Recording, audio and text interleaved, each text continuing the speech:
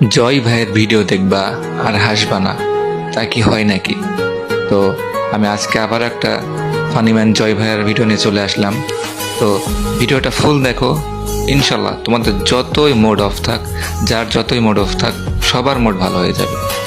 আর যারা যারা ভিডিওটা দেখে হাসবা না, আমি প্রত্যেকটা ভিডিওতেই বলি যে আমি যেগুলো ভিডিও শেয়ার করি আগেই বলে দিই যে যদি আপনাদের এই ভিডিওটা দেখার পরে হাসি না পায়, সবাই আমাকে আনফলো করে দিবেন।